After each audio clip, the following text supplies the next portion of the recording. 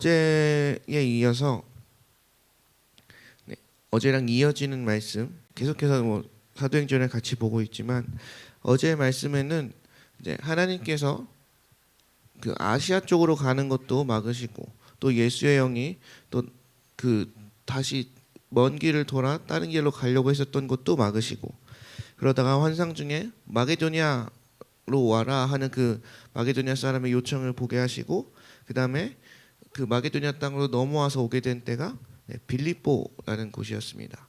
근데 거기서 수일 동안 아무 일 없이 있다가 이제 안식일 날 기도할 곳도 없이 이렇게 찾아다니다가 거기 있었던 이제 여인들에게 복음을 전하게 되는데 그 중에 한 여인인 루디아라는 여인에게 복음이 들어가게 되고 그 사람이 예수님을 믿고 변화받게 되고 이제 그 사람이 침례를 받게 되고 그 사람의 집에서 이제 그 빌립보 교회가 시작되기 시작했죠.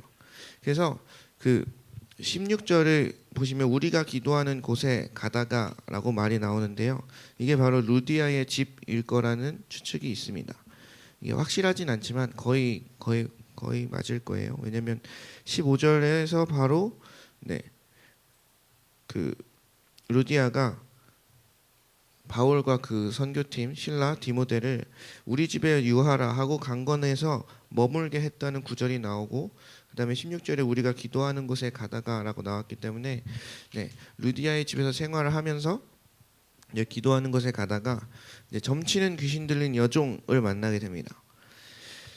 그리고 근데 그 여종에 대한 특징을 보면 점으로 그 주인들에게 큰 유익을 주는 자라라고 나오죠. 그래서 이 여종에 대한 정보는 따로 없이 그냥 주인들에게 큰 유익을 가져다 주는 사람 이렇게 나오고요. 그리고 그 여인이 이 바울과 실라와 그리고 디모데를 쫓아다니면서 이 사람들은 하나님의 지극히 높으신 종이다. 이제 구원의 길을 너에게 전하는 자라라고 합니다. 여러분 근데 바울의 이제 반응이 신기하죠. 18절에 보면 이같이 여러 나라 하는지라 바울이 심히 괴로워하더라. 여러분 어떤 사람에게 복음을 전하다가 그리고 그 도시에 갔더니 나로 하여금 내가 하나님의 말씀을 전하러 왔거나 무슨 하나님의 일을 하러 왔는데 진짜로 하나님의 지극히 좋으신 일들을 하러 온 사람들이군요. 이 사람들이 말하는 건 진짜 구원의 말씀이군요 라고 말하는 그 사람의 말을 듣고 있는데 왜 심히 괴로웠을까요?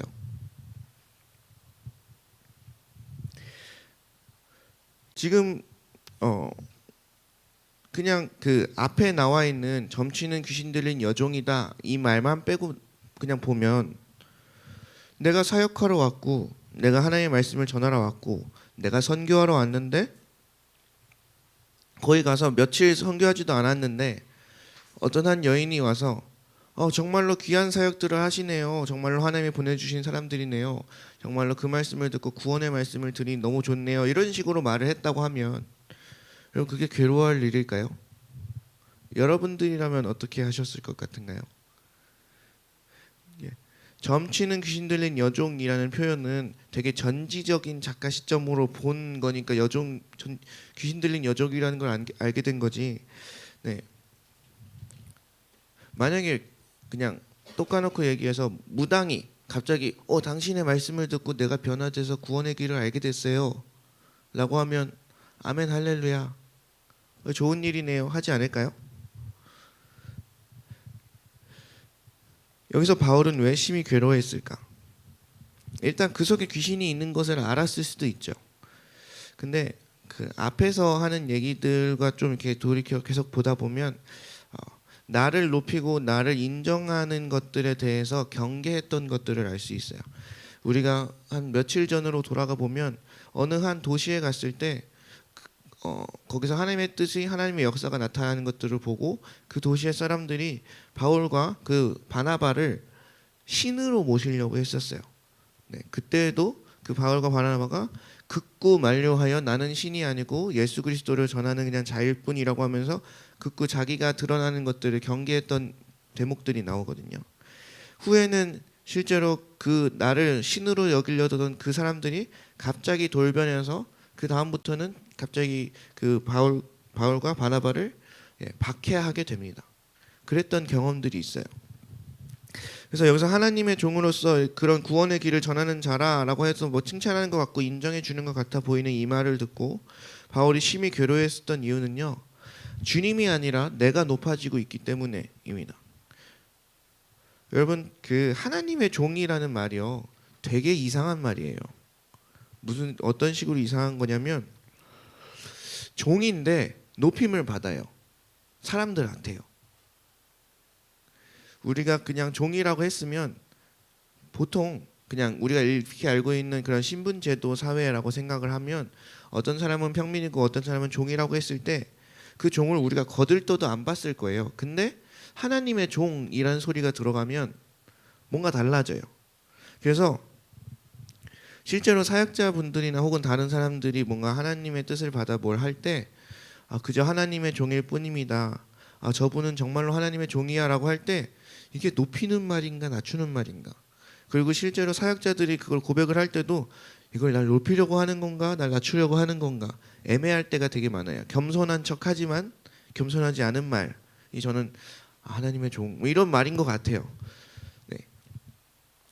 어찌됐든 여러분들을 높여주는 말과 여러분들이 인정하는 말을 하고 있을 때 여러분들의 마음은 어떠신가요? 네. 교만을 경계하시나요? 혹시나 내가 높아져 하나님의 뜻을 가릴까 경계하는 마음이 드시나요? 아니면 그냥 마냥 좋으시기만 한가요? 네, 실제로 그냥 좋기도 하죠. 실제로 좋기도 한데, 우리가 그 여종에게 있는 귀신을 볼 수 있는 눈이 있다면 또 달라진 얘기일 수도 있어요. 그러나 우리가 기본적으로 우리의 믿는 자가 가져야 될 태도는 나는 죽고 예수가 산다는 사실이에요. 내 이름은 꺼져갈지라도 나는 쇠어야 하고 그는 흥하여야 하리라 했던 그 침례 요한의 고백처럼, 진짜 나의 이름은 별 볼 일 없이 쓰러져 갈지라도 주의 이름만이 높여지길 원합니다 하는 게 사역자들이나 그냥 어떤 부르심을 받은 자들뿐만 아니라 믿는 자들이 다 가져야 될 삶의 마음의 태도라는 것입니다. 그래서 주님이 우리가 높아지면 주님이 낮추시고 우리가 낮추면 주님이 높아진다는 그런 구절도 있고요. 그래서 우리가 이 마음의 태도들을 한번 돌이켜 봐야 합니다. 근데 실제적으로 좀 봐야 될 게 뭐냐면, 이 여종이라고 하는 사람이 우리를 잘 알던 사람들이 아니에요. 이 바울과 이 선교팀을 잘 알던 사람이 아니고 그냥 표면적으로 일어나는 그런 말들과 갑자기 와서 날 칭찬하고 갑자기 와서 날 인정하고 하는 것들, 이렇게 말하면 조금 경계할 만하지 않을까요? 실제로 그렇게 나를 잘 알고 있던 뭐 사역팀 내에서 우리들을 서로 격려하고 인정해주는 말을 했다면 그건 좀 믿을만하지만, 이렇게 이 지금 여종은 갑자기 선교지에서 덜컥 만난 그 사람이 내 말을 그렇게, 지금 여기서 보면 사역을 그렇게 많이 한 것도 아니에요. 그냥 수일 동안 사역 없이 그냥 머물다가 갑자기 이제 그 우물가에 있는 여인들에게 말씀 전하고, 그리고 기도하러 가는 도중에 갑자기 점치는 귀신을 만난 여종이 드러난 거거든요. 그래서 내가 그렇게 사역도 많이 하지 않았는데, 그렇게 나를 인정해주는 말들을 할 때, 여러분, 우리는 그것 때문에 혹시 들뜨거나 내 마음을 높이거나 하는 것보다는 그것을 경계하고 나를 낮추는 길에 힘쓰셔야 될 줄로 믿습니다. 우리가 정말로 성경 말씀에 교만이 멸망의 선봉이라고 했었던 말처럼, 우리가 교만을 늘 경계하고 내가 높아지는 것, 내가 드러나는 것들을 경계하고 늘 나를 죽이고 주님이 드러나게 하는 우리의 모습들이 있어야 될 줄로 믿습니다. 그게 갑자기 갑자기 날 인정해주고 갑자기 내가 높아지는 그 일이 결국에는 뒤에 가서는 화를 불러올 경우가 굉장히 많이 있습니다. 그래서 바울도 그걸 알았던 거죠. 이미 그 전부터도 그런 일들을 많이 경험해 왔기 때문에, 실제로 어느 선교지에 갔다가 뱀에게 뭐 손을 물렸는데도 이렇게 뱀이 독에 해를 받지 않는 것들을 보고, 거기서도 또 바울과 그 선교팀을 신으로 모시려고 할 때 그때도 굳고 만류했다가 나중에는 또 그들 때문에 고난을 받게 되거든요. 여러분, 그래서 우리가 너무 갑자기 뭔가 팍 뜨는 것에 대해서 갑자기 뭔가 높아지는 것에 대해서 우리가 경계했으면 좋겠습니다. 우리가 그렇게 될 때 이게 나중에 크게 잘못될 수도 있겠구나라는 것들을 알 수 있는 우리가 되었으면 좋겠습니다. 그래서 실제로 바울은 그것 때문에 심히 괴로워했고 그 귀신에게 이르되 예수 그리스도의 이름으로 명하노니 나와라 했습니다. 여러분 여기서 16절에서는 여종을 만났다라고 했는데 바울은 귀신에게 말했습니다. 우리가 익히 잘 알고 있는 말씀이 있죠. 에베소서 6장 12절 말씀을 보면 우리의 싸움은 혈과 육을 상대하는 것이 아니요 통치자들과 권세들과 이 어둠 세상 주관자들과 하늘에 있는 악의 영들을 상대함이라 입니다. 그래서 우리가 그 뒤에 있는 영들을 볼 수 있는 그런 영적인 눈들을 가졌으면 좋겠습니다. 실제로 사람들이 어떤 말을 하거나 어떤 행동을 할 때요 어떤 생각에 사로잡혀서 하게 될 경우가 많아요. 실제로 우리도 어떤 행동을 하거나 어떤 말을 할 때 어떤 전제되는 생각들이 있으니까 그 행동을 하고 그 말들을 하게 되거든요. 우리는 주님이 우리의 주인이시다는 그런 전제가 있으니까 우리가 말을 할 때 내가 드러나면 안 되고 하나님이 드러나셔야 된다는 말을 하게 되죠. 그런 것처럼 믿지 않는 자들도 그 생각을 내가 어떻게 생각을 깔고 있는 나의 전제가 있기 때문에 그 행동을 하고 그 말들을 하게 됩니다. 그러니까 이 전제가 누구에부터 왔는가? 이 전제가 세상적인 그런 어떤 잘못된 진리가 아닌 것들로부터 왔는가? 아니면 내가 가지고 있는 전제가 진리로부터 왔는가에 따라서 내가 어떤 영에 붙들려 있는가가 정해지는 겁니다. 그래서 단순히 그냥 어떤 사람이 날 공격할 때, 특히나 믿지 않는 남편이나 믿지 않는 아내가 날 공격할 때 우리는 알고 있긴 하죠. 이게 그 사람이 악해서 그런 게 아니고 그 뒤에 악한 영이 역사하는 거라고. 근데 그 사람이 믿기도 합니다. 근데 우리가 알아야 될 건요. 그 귀신에게 이르되 그 귀신을 나오라 하니 즉시 나오니라 했던 것처럼 우리가 그걸 명확히 해야 돼요. 이거는 지금 이 사람, 그러니까 만약에 날 공격하는 그 사람이 있을 때, 지금 이거는 이 사람이 나쁜 게 아니고 이 사람 뒤에서 역사하는 그 어떤 영 때문이구나. 그러니까 우리가 기도할 때는 그 사람을 붙잡고 있는 그 영을 쫓아내는 기도를 해야지. 그 사람하고 같이 묶어서 기도하면요, 기도가 잘 안 먹힙니다. 이거는 약간 피하 식별을 명확히 해서 기도하는 게 되게 중요하거든요. 그래서 그 축사 사역을 하거나 어떤 사역을 할 때도 그 영의 정체가 뭔가를 드러내는 게 굉장히 중요할 때가 있어요. 그래서 여러분 우리가 이것들을 기억했으면 좋겠습니다. 여종이 우리를 힘들게 했지만 바울은 그 귀신을 쫓아냈습니다. 우리도 어떤 사람들을 만나고 어떤 일들을 통해서 우리가 힘들어지고 어려워질 수 있으나 우리는 그 뒤에서 배후에서 역사하고 있는 그 귀신과 그 사탄을 내쫓을 수 있는 이름의 능력이 우리에게 있어요. 그래서 그걸 믿고 기도하시길 바랍니다. 그러면 그때 그 영들이 떠나가고 하나님의 일들이 성취될 줄로 믿습니다. 아멘, 아멘. 근데 이런 일들이 일어나고 나니까 보세요. 19절에 가보면 여종의 주인들이 등장해요. 여종이 아니라 여종의 주인들. 여종의 주인들은 16절에 가보면 그 여종의 점을 통해서 이득을 얻던 자들이에요. 그러니까 그 여종이 얼마나 힘들었을까? 그 여종이 얼마나 괴로웠을까? 귀신 들린 그 사람이 되게 힘든 삶을 살고 있다는 걸 전혀 생각지 않고 그저 나에게 유익이 되는 걸로 이용해 먹고만 있다가 그게 끊어지니까 여종의 주인들이 이제는 자기 수익의 소망이 끊어진 걸 보고 이제 공격하기 시작합니다. 그럼 이 여종은 어떻게 됐을까요? 여종은 그 자유함을 얻고 저는 행복하게 돌아가지 않았을까 싶어요. 여러분 귀신 들린 사람들의 삶을 보면요 되게 힘들어요. 진짜 힘들어요. 이게 나도 아닌 거라는 걸 알고 있는데 내 몸이 내 마음같이 안 되고 내 생각이 내 마음처럼 안 돼서 되게 괴롭고 힘든 삶을 삽니다. 귀신에게 들려서 엄청나게 힘을 발휘할 수도 있고 뭣도 있고 여러 가지가 있지만 그것 때문에 전혀 기쁘지도 않고요. 굉장히 괴로운 삶을 살고 있기 때문에 여러분 그 귀신이 쫓겨 나간 완전히 자유함을 얻은 여종은 되게 행복하게 돌아갔을 거예요.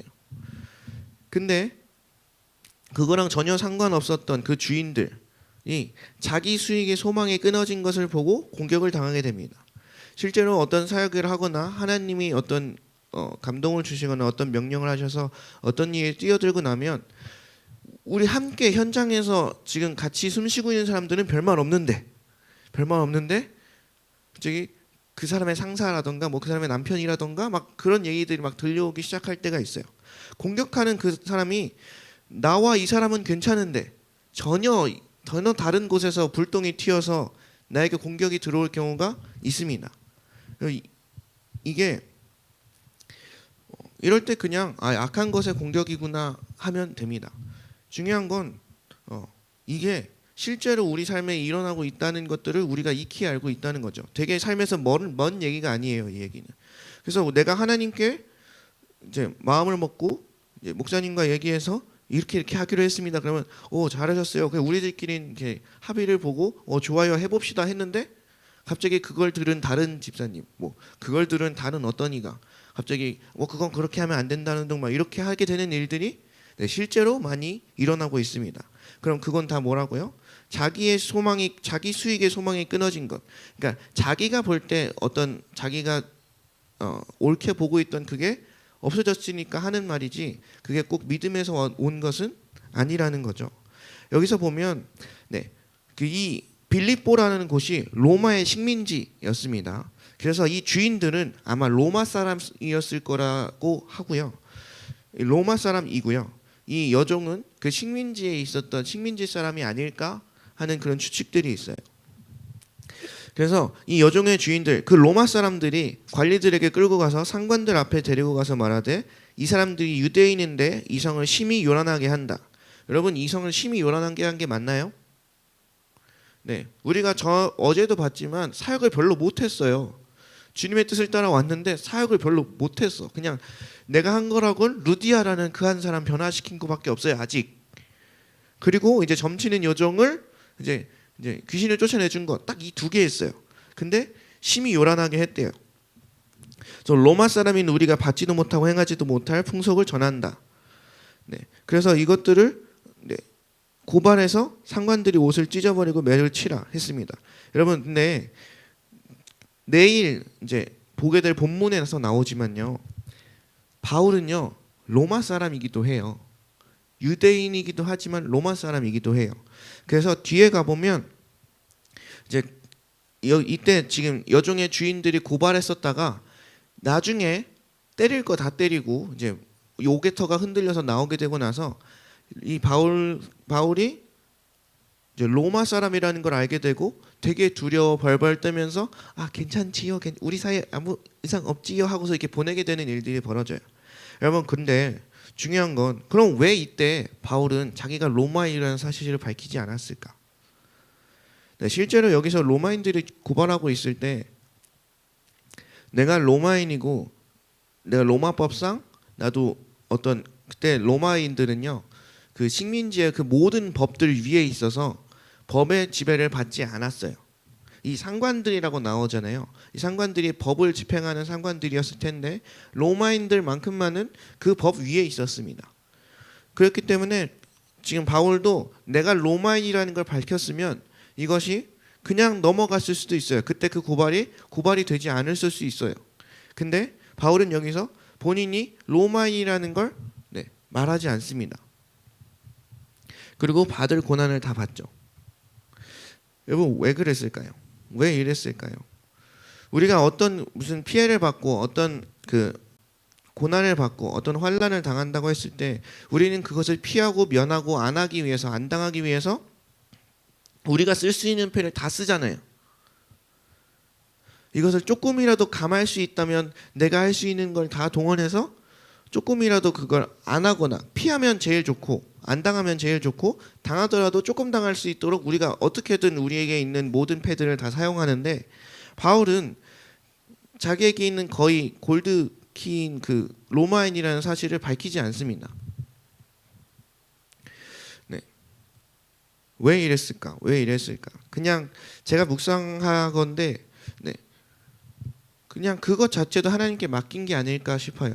내가 로마인이라는 걸 밝혀서 복음을 전하는데 유익할 때가 있고, 내가 로마인인 걸 밝혀서 복음을 전하는데 유익하지 않을 때가 있는데, 그때와 그 로마인이라는 카드를 사용할 때와 사용하지 않을 때 또한 주님께 맡겼던 것 같아요. 그래서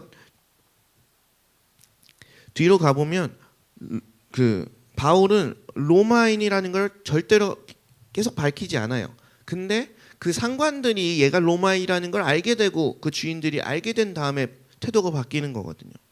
그래서 내가 그 패가 있지만 주님의 그 나라의 일에, 주님의 일에 이것들이 별로 쓰여도 하나님께 영광이 되진 않겠다. 내가 이걸 피할 수는 있겠지만 내가 로마인인 게 드러나서 내가 높아질 수는 있겠지만 하나님의 길은 막힐 수 있다. 뭐 이렇게 생각했든 어떻게 생각했든 어찌됐든 그 모든 권한 자체를 주님께 맡긴 것 같아 보였어요. 저는. 그래서 우리 또한 우리가 가지고 있는 패를 내가 가지고 있다고 다 많은 일에 내 이익을 위해서 사용하는 건 어쩌면 그게 하나님의 일을 막는 일이 될 수도 있습니다.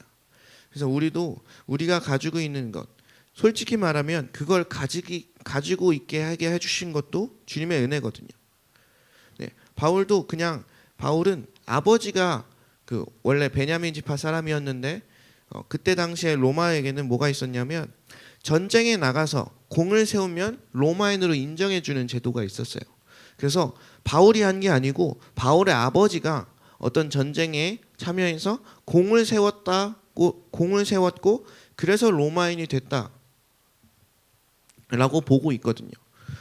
그러니까 이 로마인이 된 것도 내가 한 게 전혀 아니고 그저 주님이 이런 신분들을 갖게 해주신 거죠. 그래서 바울은 내가 로마인이라는 것을 드러내면 어찌됐든 그것은 면할 수 있지만 그것조차 하나님께 맡긴 채로 하나님이 허락하지 않으시면 내가 이걸 피할 수 있으나 이것을 내밀 수 있으나 내밀지 않았던 것 같습니다. 여러분, 근데 결과적으로 내가 옥에 맞고 옥에 갇혔지만 결과적으로 보면 그 옥으로 간 일이 뒤에 가 보면 간수와 그 간수의 집을 온전히 구원하는 일이 되었고요. 또 그 간수의 모든 옥문이 열리는 그 놀라운 능력의 하나님의 그 역사로 말미암아 그 뒤에 가보면 빌립보 교회 사람들, 루디아와 그 같이 믿는 형제들이 큰 위로를 받았다고 나옵니다. 여러분, 우리에게도 이런 일들이 있었으면 좋겠습니다. 우리는 잠깐 그때 그 환난을 피하려고 이걸 썼다가 그 뒤에 있게 될 하나님의 일들을 미처 바라보지 못할 때가 너무나도 많아요. 근데 실제로 우리 눈엔 보이지 않아요. 그래서 못 봐요. 근데 내 삶을 이끌어 가시는 분이 하나님이시니 하나님이 허락하시는 한도 내에서 내가 이것들을 사용하고 하나님이 허락하지 않으시면 내가 할 수 있어도 하지 않고 하는 일들이 있다 보면 우리 삶에도 그러한 간증들이 넘쳐날 줄로 믿습니다. 그래서 이제 옥에 갇히고 뭐 옷이 찢어벗기고 매로 맞고 그렇게 한 다음에 옥에 갇히게 됩니다. 그리고 나서 25절에 보면 한밤중에 바울과 실라가 기도하고 하나님께 찬송을 하죠. 그리고 우리가 익히 알듯이 옥토가 움직이고 문이 곧 다 열리며 모든 사람의 매인 것이 다 벗어지게 됩니다. 여러분들은 하나님의 뜻에 순종하다가 혹은 그렇지 않더라도 고난 때에 찬송이 잘 나오시는 편인가요? 고난 때에 기도가 잘 나오시는 편인가요? 실제로 이런 억울한 일을 당하고 나면 찬송이 잘 되지 않아요. 여러 억울한 일이 당하고 나면 기도도 잘 안 나옵니다. 한밤중에 바울과 실라가 기도하고 하나님을 찬송할 수 있었던 이유는 일단 저는 그러한 경험들을 많이 했기 때문이라고 생각해요. 실제로 바울과 실라는 이렇게 고난을 받았다가 하나님이 또 역사하셔서 하나님의 일이 확 풀어지고 또 어디 가서 고난을 받았다가 하나님께서 역사하셔서 하나님의 일이 확 풀어지고 이런 것들을 계속 경험하다 보니 이렇게 옥에 가져졌을 때에도 하나님이 하시면 뭔가 일을 푸시겠구나라는 것들을 믿음이 있었을 수도 있죠. 중요한 것은 이겁니다. 우리 또한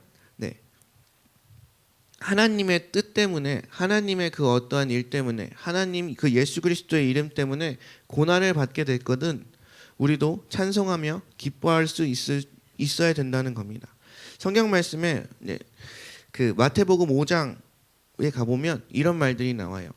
의를 위하여 박해를 받는 자는 복이 있나니 천국에 그들의 것이며, 그리고 그 다음에 나로 말미암아 너희를 욕하고 박해하고 거짓으로 너희를 거슬러 모든 악한 말을 할 때에는 너희에게 복이 있나니 기뻐하고 즐거워하라. 하늘에서 너희의 상이 큼이라. 네, 여기서 말하는 기뻐하고 즐거워하라가 무슨 뜻이냐면요, 잔치를 벌이라 이 뜻이거든요. 내가 핍박을 받고 내가 고난을 받고 있을 때, 내가 주의 이름으로 그걸 고난을 받고 있다면 너희는 잔치를 벌여라. 네, 일반적으로 생각하면 미친 짓이죠, 미친 짓.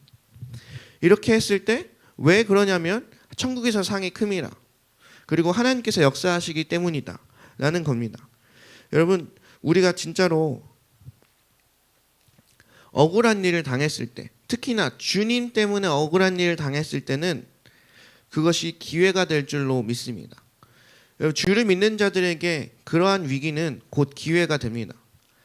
사탄은 예수님을 죽였습니다. 죽였지만 그 예수님은 부활하셨어요. 더 뛰어난 일들이 일어났어요. 여러분, 우리가 진짜 주님을 믿는 것 때문에, 주님을 따르는 것 때문에 고난을 받게 된다면 그것 때문에 기뻐할 수 있을 줄 알아야 돼요. 왜냐하면 그 일들을 통해서 더 큰 일을 행하게 될 주님이 있으니까. 하나님의 뜻에 순종하다가 어떤 고난이 오게 되면 주님은 반드시 그 일을 지키시고 보호하시고 또 반전시키시는 하나님의 일들이 반드시 있습니다. 제가 중국에 있을 때 되게 신기한 일이, 어떤 집사님이 간증하시는 걸 들었는데, 저랑 같이 찬양팀 하시던 그 집사님인데, 중국에서 한국계 기업에 다니고 있었어요. 근데 이게 다른 게 뭐냐면, 한국에서 이제 승진해서 외국으로 이제 파견되는 것과 그냥 외국에서 해외에 나와 있는 그 한국 기업이 외국에서 이제 사람들을 차출하여 뽑는 거, 그렇게 있을 때 이제 그게 조금 둘이 대우가 다른데, 이분은 중국에 있으면서 중국에서 계속 생활하시다가 한국계 기업에 취업을 하게 된 형태였죠. 근데 갑자기 이제 그 한국 기업이, 정확히 어떤 기업인지는 잘 기억이 나지 않지만, 한국 기업이 그 모든 것들을 철수하고 해외 사업을 철수하고 돌아간다는 거예요. 그러면 본사에서 차출되어 외국에 왔던 사람들은 어차피 본사에 돌아가면 되니까, 그걸 주재원들이라고 하는데, 주재원들은 그냥 돌아가면 되니까 상관이 없는데, 그렇게 되면 보통 이제 외국에서 차출된 그 인원들은 다 그냥 낙동강 오리알이 되거든요.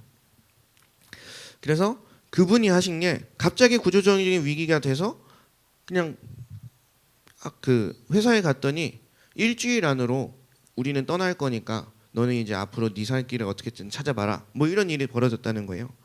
그래서 그분이 하신 게 뭐였냐면, 그 자기의 자리에 앉아서 찬송을 하는 일이었어요. 찬송을 얼마나 했냐면 3시간 동안 하셨대요. 3시간 동안, 어차피 뭐 거기 갔더니 일주일 만에 돌아간다고 뭐 일도 했던 거 다 스톱하고 중단되고 다 정리하고 있는 일정에서 내가 할 일은 없고 하니까 3시간 동안 거기서 찬양하고 있었는데, 그 주재원, 거기를 담당하고 있던 그 리더가 그 사람을 부르더니, 그러니까 그 사람도 아마 그 일하고 계시던 집사님을 좋게 봤었나 보죠. 그래서 전화해서 다른 회사들에게 이 사람이 있는데 되게 잘하는 사람이다 하고서 여러 군데 전화하고 있었나 봐요. 그래서 그 사람이 이제 추천해줘서 더 좋은 곳으로, 더 좋은 환경으로, 더 좋은 조건으로 가게 되셨어요. 만약에 거기서 찬양하지 않고 3시간 동안 찬양하지 않고 그 일을 기다리지 않았으면 전 그 일을 얻을 수 있었을까 싶어요. 사무실에서 퇴근하지 않고 3시간 동안 찬양하고 있었으니 이제 그 일을 겪게 된 것 아닌가라고도 생각합니다. 여러분, 그때 그래서 그 구조조정의 위기라고 왔었던 그게 오히려 더 좋은 환경에서, 더 좋은 직장에서, 더 좋은 조건으로 일하게 되는 일들이 되었다는 거죠. 여러분, 믿는 자들에게는 이런 일들이 반드시 있습니다. 우리가 이것이 소망이 되는 이유입니다. 하나님께서는 위기가 올 때에, 고난이 올 때에, 환난이 올 때에 그 길에서 그것을 반전시키는 역사가 반드시 있음을 우리가 믿고 나아갔으면 좋겠습니다. 하나님이 그것을 뒤집으실 때가 반드시 있어요. 하나님이 그것을 들어서 하나님의 선한 일을 쓰실 때가 반드시 있습니다. 우리가 주님 때문에 고난받는 게 아니라고 할지라도 내가 잘못해서, 나의 잘못으로 고난 받는 거라 할지라도 주님이 우리를 구원하시고 우리에게 역사하시고 우리를 더 좋은 길로 인도하실진데, 하물며 주님 때문에 우리가 고난을 받고 있다면 주님은 반드시 우리를 다시 일으켜 세우실 줄로 믿습니다. 그래서 진짜로 우리가 이 마태복음에 우리가 봤던 그 말씀처럼 주의 말씀을 따르다가 이제 고난을 받게 되면 기뻐하고 즐거워할 수 있는 레벨이 될 수 있었으면 좋겠습니다. 그냥 우리가 초반에야 뭐 이렇게 이것 때문에 넘어지고 저것 때문에 넘어지고 하지만 이제 신앙의 연수가 갖춰지고 좀 이렇게 믿음이 더욱 자라고 나면 이제 뭔가 환란의 때가 오고 뭔가 고난의 때가 왔을 때 이것도 뭔가 하나님이 하시겠구나라고 생각하고 그것 때문에 믿음의 눈으로 바라보고 기뻐하고 즐거워할 수 있는 우리 모두가 되었으면 좋겠습니다. 네, 진짜로 하나님은 반전시키는 하나님이십니다. 진짜로 하나님은 역전의 하나님이고, 진짜로 하나님은 그 모든 위기를 기회로 바꾸실 수 있는 그런 하나님입니다. 그래서 실제로 바울이 이러한 일들을 통해서 옥에 갇혔을 때 모든 옥문이 떨리고 막 이랬던 것들로 하나님의 역사가 나타나고 그 간수의 집이 구원을 받게 되고, 그리고 로마의 주인들이 벌벌 떨어 그들을 보내게 되고 하는 일들을 통해서 하나님의 놀라우신 이름들이 전파됐는데 엄청나게 큰 기여를 하게 됩니다. 여러분, 주를 위해 고난받는 걸 너무 두려워하지 마십시오. 왜냐하면 주를 위해 고난받는다고 특별히 더 고난을 받고, 지금 주를 안 믿으면 특별히 고난을 덜 받나요? 세상살이가 그렇지 않죠. 제가 생각했을 땐 주를 믿나 안 믿나 고난은 똑같이 오고요. 주를 믿으면 그걸 이길 수 있는 거고, 주를 안 믿으면 그걸 못 이기는 거고, 그런 것 같아요. 네, 주를 믿는다고 더 고난을 받진 않아요. 그렇게 우리가 착각하는 거지. 오히려 주님을 믿고 고난을 받으면 되게 세게 맞는 것 같은데 별로 안 아파요. 여러분, 실제로 그렇습니다. 그래서 우리가 그 모든 고난과 환경 속에서도 이것을 반전시키고 역전시킬 그 하나님을 붙들고 우리가 그 옥문에서, 옥 안에서도 찬송할 수 있고 기뻐할 수 있고 즐거워할 수 있는 우리 모두가 되기를 소망합니다. 아멘. 우리가 오늘 이 시간 말씀을 기억하시면서 우리 다 같이 기도하시겠습니다. 네. 우리 다 같이 마음을 붙잡고 주여 한번 크게 부르짖고 통성으로 기도하시다가 자유롭게 돌아가시기 바랍니다. 우리 다 같이 기도하겠습니다. 주여